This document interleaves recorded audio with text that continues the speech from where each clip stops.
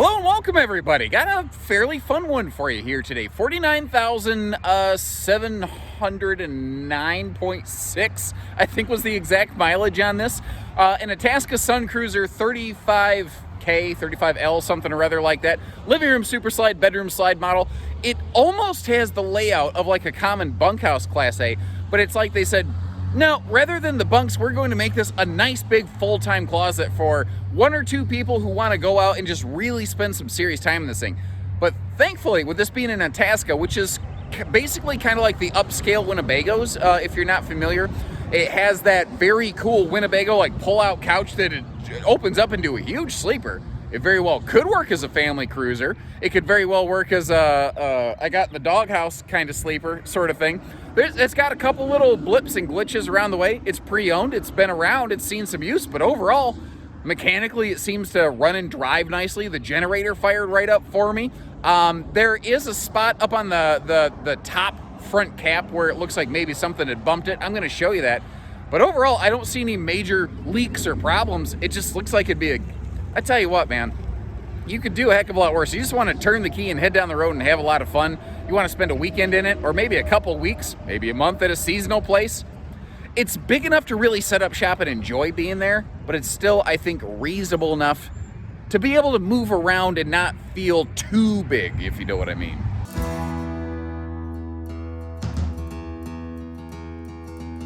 Let's kick things off with a little generator test. Fired right up. You know, sitting here on the inside, not too darn loud. I think if I had the air running and everything, you wouldn't even know it's running. I do recommend, though, be a little bit cool about the volume of your generator if you're in like a park around a bunch of other people. A lot of folks don't appreciate when you run it like past 9, especially past 10 o'clock at night. But that being said, if you're in a park where you got hookups, you probably don't need the generator anyway. And I would say, you know, to just kind of describe the overall condition in maybe a more relatable term, it's like a used car. You can see where it's had some usage, but it's not banged up. It's perfectly functional. Everything is in working order. I think that's a fair way to kind of look at something like this. And again, we got a super slide here to give us enough space to set up shop and spend an extended time at a location. And then with that bedroom slide in, you're going to see some very nice storage back in that hallway and master suite. We could really spend a longer time at a destination. Got that vaulted ceiling in here really doing a job to open everything right up. And this does have a soft touch ceiling liner, and there's two things I like about that. First of all, it's extremely noise canceling.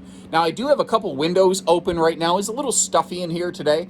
So one of the other cool things here is that this has just switches on the wall. You just flick the switch that says fan. The vent lid opens itself and the fan turns on. It's just on or off, which is nice. You know, in a way that makes sense, but it's like in a lot of RVs, you got to reach up here and be tall like me and clickety-clack this stuff. You don't got to do that here. And then, so you might still hear a little bit of road noise every now and then. I just wanted you to know that because I just got done talking about how quiet it is with the soft touch ceiling liner. The other thing that's going to do for you is if there'd ever been a leak up here, it'd be stained. And you can see, there's none of that going on up here. This is on a Chevy Workhorse chassis. It has that Vortec V8, which is a power plant that I've noticed has quite a popular following. A lot of people really look for that in the used market whenever they can, just because of the reliability of it. Like, the only thing you ever really did to it is just spin the oil filters and put some new oil in it and a little bit of fuel every now and then. All the windows over here on the door side are nice. I like that the entry door has a full shade for privacy when you need it as well, which, of course, the entire front windshield area can be privatized as required as well. Modernized entertainment on top. If you notice, the TV actually doesn't quite fit all the way there to the TV housing because this had an older style TV in it. It does have power, driver, and passenger shades, which is really nice because, you know, it's like, if the shade's only up or only down, it feels like sometimes it's either too much in your face or not enough sun blockage. So this way you can really kind of do whatever you want with it, which is pretty nice. Overall, I felt the space in the cab area was pretty nice. We'll get a quick peek at it in road mode in a little bit.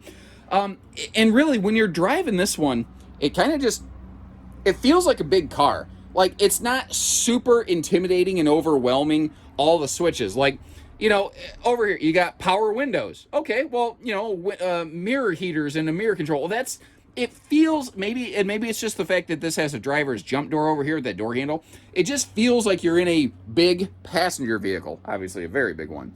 Our automatic leveling controls located over here. You do have controls for things like your generator and whatnot in the hallway in the back, but you can also fire those up here if needed, which is kind of cool. Another thing that I thought was really smart is that this has a mechanical slide lock system right next to the living room super slide button right there, so that when you're driving, if you're, you know, half distracted because you're trying to keep your eyes on the road, you don't accidentally bump the slide button while reaching for something else, like the CB radio button or whatever, you know? Because, you know, when you're flying down the highway, there's nothing you like better than having your slide out deploy itself. Now, pardon me real quick. I've got a little tickle in my throat. I'm going to give you a little view of the kitchen here while I go get myself a drink.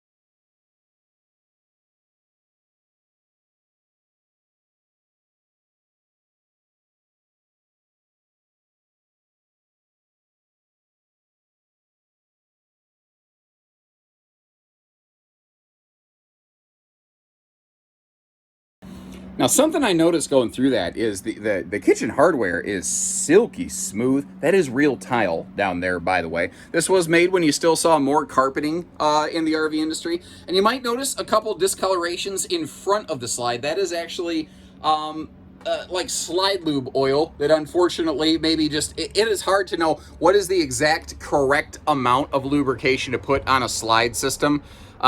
Sometimes you have a little more than you should, you know. Couple cool things over here in this dinette. First of all, it's got these pair of drawers that kind of pop out for you, which is great. But then down below, you see that you've got this easy access flip-up storage arrangement, which is really cool. Ooh, I missed that the first time through. That set of power outlets right there, that is really, like if you're zipping down the road, you're sitting there seat belted in, but you got like a laptop or something going, or just phone charger or whatever, that is a cool little spot. Then when you get to your destination, that could easily be a handy little, what am I wanting to say, like coffee maker power station. And then I mentioned at the beginning of the video, the Winnebago's just amazing power sleeper sofa. Take a look at this. So first of all, you can just kick the feet out if what you're looking for is almost sort of like a recliner kind of situation. Now you can partially recline the sofa. It doesn't have to be all the way up or all the way down. It's sort of like a power recliner. So if you want to have your feet kicked up and recline a little bit, you can do that so you don't feel like, you know, you're getting bent in half like a lawn chair. Jumping into the back half here, this is where I mentioned that it's almost like a bunk model motorhome, but instead of bunks, they just went with a straight, pure closet situation. If you take note, though, for privacy, you do actually have this big double sliding privacy door that can close up there.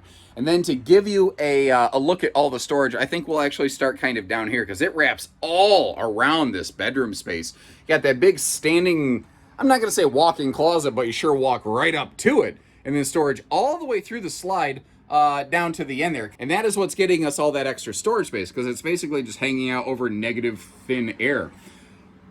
I gotta double check, but that looks like a true queen bed. Not a camp queen, not a shorty. I could be wrong about that. I do know that the slide can fully close without messing with the bed. We'll get to see it in travel mode in just a minute here. That big mirror on the back makes it difficult for me to try to duck and stay out of the shot, which is for some reason just something I prefer to do.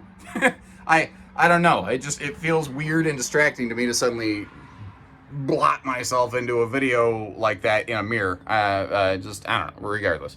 Again, updated entertainment system right here, and oh buddy, Sanyo 4-head VCR DVD combo. You know what's even better than a 4-head? That's right, a 5-head. But enough about me. We've only seen about half the storage. Take a look at this. Starting over here, there's actually a little safe in the bottom of that extra vertical closet space. And holy crap, just drawerage galorage over here. I love that dedicated laundry hamper and a combo washer dryer, not just prepped, but already installed here. And to me, that almost kind of transforms this RV from something that could be good for weekends and extended use to some serious long-term potential full-time use, I think. One other thing here, I've got that window kind of partially open, partially closed with the day-night shade right now. But when you're laying on the bed, this is your point of view. So, you know, depending on your scenery and whatnot, what you might see out that window could be very scenic and very cool. Or in the evening hours, obviously, you've always got a pretty good view of the entertainment over there before you drift off to Neverland. And how about a quick little road mode demonstration with that big slide-out close behind us? Starting right here at the driver's seat, one of the things that kind of struck me on this is that even with my long legs, I had some pretty decent room in here. Obligatory horn test. Ooh. I don't know what it is. I like honking the horns and things. I drive a little bitty Kia Soul just because it gets great miles per gallon, and I only drive like 5 minutes per day back and forth to work. I actually want to get like a big old set of like bus air horns to put under the hood of that thing. Nobody would ever see it coming. I got to get around to doing it. One of the nice things here too is the little dog house, which is what it's called, where, you know, the engine compartment right under the driver's area. It's pretty low and pretty minimal on this one. It didn't really feel like it was in my way too much. Wanted to show you that you do get to utilize this bed fully in transit. Now, it is, you know, no longer a walk-around bed. It's certainly a crawl over the top of it bed, but, you know, that'll pass a Cracker Barrel test. And I was kind of curious about the bathroom for transit, because with this slide right here, I was a little confused, you know, can I get through it? And I actually, all of a sudden I went, oh, that's why they have those little stopper pads right there. But all you got to do is just step around the door, and there you go. You can get to it in transit. And I got a feeling that they bumped that door against that slide fascia a couple times before they put that stopper up there. But it's funny how like 5 cents of office supplies, little rubber stopper jobs right there can avoid a lot of dings and bangs and long-term damage on stuff. And I tell you, I'm just guessing. I don't think that's an original decal on the nose up there. If you get up close, you can actually see where maybe the word Suncruiser had just kind of weathered off a little bit. With 50,000 miles, basically, for all intents and purposes, the decals on the nose have seen some sun and some weathering and some sandblasting. And I tell you what, going through like the Decepticon sticker on there, because there's a little more that meets the eye in this one, feels very appropriate. I just got the general feeling, whoever owned this, I think we would get along really well at a campfire. And that's what this is all about. This is about going out there, having a little fun, having a good time. This also has something you don't see very often anymore. It's something I've always liked, and it's always kind of boggled my mind that it's not more common. It does have a driver's jump door right here. Very handy if you just want to hop out, get a pack of gum, or fill up your fuel tank or something real quick. The tires all look good. I don't see any weathering or bad wear patterns or anything like that on those. Notice too, the pretty much all of your windows on the sidewalls have their own individual awnings in addition to the main patio awning and the slide awnings. So very handy for like anytime sort of airflow, in addition to like when you're using those big Max Air fans, those things are great. Now you see how it has been resealed like crazy up top there. I don't know what caused that, and I'll try to give you a better look at that when we get up on the roof.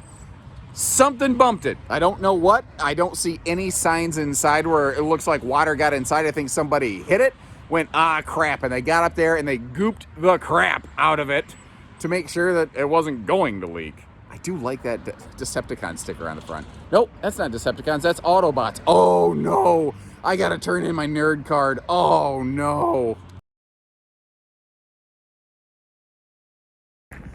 Being as we are in that Chevy Workhorse chassis, being a gasser, it does have a drivetrain that goes through the entirety of the chassis, which means it doesn't have a full pass-through. But I really like how they did this here. It doesn't need a full pass-through because the storage comes to you. Now, a couple things. You see how there's a power cord down there? There's another power cord over here. That's going to come into play in just a second here. Those two cords are included. The cord that you see running up to the power pole and the yellow dog bone connector, those are not. Those are things that we're using here just for display purposes at A1RV. But the reason that they're in here, if I get this pulled out of the way, is basically this only has about 6 foot of power cord because it effectively has this giant inline like surge guard circuit analyzer. So what you're going to do is basically set that on the ground. Then you have an extension cord that you saw 2 of which are included with this RV that goes up to the power pole. And I love that you have the one that you absolutely need. And I love the fact that they're still including the extra 50 amp cord extension on here that you're going to want, because there are so many campgrounds out there that are just just so terribly, I don't even want to say organized, I want to say disorganized in a way that the hookups don't make sense. I've been at a campground where my hookups were 4 feet into my neighbor's campsite to the point that their slide was almost hitting it. And it's not like they parked out of their site. It's just the sites were very poorly arranged and organized. Ooh, that's a cool safety feature. You see those vertical red lines on near the top of both sides there? Those are extra brake lights. And I tell you why that really matters. When we're going down the road, we tend to keep our eyes down. But when there's danger, whack, we tend to snap up. Our heads tend to snap up really fast.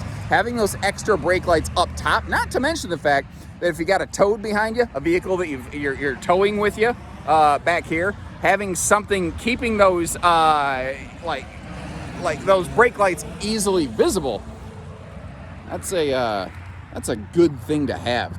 Now this should have about a 5,000 pound tow capacity, by the way, being on the Workhorse chassis with that Vortec engine. And something that's kind of nice here is you've got some pretty decent storage bays over here right on the campsite of the RV under that shielded protected awning. You'll see what I mean when we back up a little bit.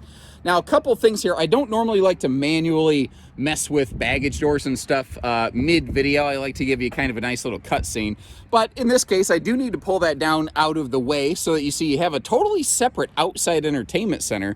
The other thing I noticed is that the struts on this specific baggage door, they're a little weak, as you can see. If I hold the door all the way up, they almost catch. So I think at worst you've got a couple struts here that need to be replaced. But what I also noticed when I was walking through here is this is not all dirty, trashed, moldy. We got ourselves a triple power step. Easy in, easy out. Overall, ground level doesn't look too bad. Something I didn't overtly mention previously, you may have noticed those, but maybe somebody didn't. It's not just a rear view camera, it also has side view turn signal cameras. So when you turn your side blinker lights on when you're changing lanes, it'll flip your view so you can make sure you're not going to run over somebody like me driving this little Kia Soul roller skate car that hides in your blind spots. Other than a little bit of storage and road dust, the roof is overall looking pretty good up here. Just to kind of give you an idea, if I just kind of scuff my foot on it, you can see how that'll all come off. It just needs a good cleaning up here. Again, these folks brought it to us from Massachusetts to list and show you today. So she spent some time on the road getting here. Pretty confident she's very roadworthy as a result. You can see this has the bigger kind of vent covers for those XL vent fans. Those are the kind that don't get sucked down and crushed if you put it on extreme air intake mode.